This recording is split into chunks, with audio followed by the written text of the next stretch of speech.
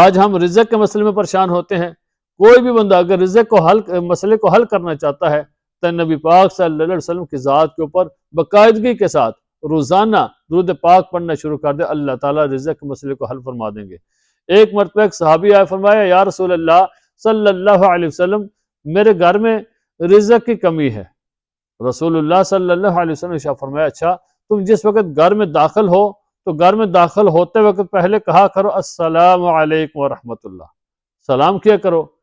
پھر سلام کرنے کے بعد ایک مرتبہ سورۃ اخلاص پڑھا کرو، قل هو اللہ احد اللہ الصمد لم یلد ولم یولد ولم یکن لہ کفوا احد۔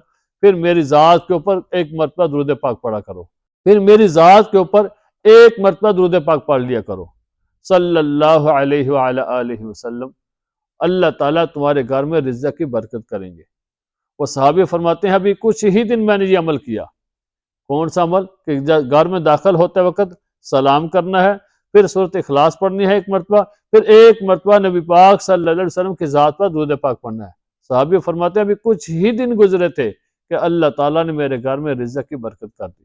میرے گھر میں اللہ تعالیٰ نے اتنا رزق دیا کہ میں رسول اللہ صلی اللہ علیہ وسلم کی خدمت میں حاضر ہوا اور میں نے کہا یا رسول اللہ صلی اللہ علیہ وسلم، میں نے وہ عمل کیا، اللہ تعالیٰ نے میرے گھر میں رزق کی برکت کر دی ہے۔ تو اللہ تعالیٰ رزق میں اضافہ کرتے ہیں، انسان کی جتنی پریشانیاں ہوتی ہیں اللہ تعالیٰ اس کو حل فرماتے ہیں۔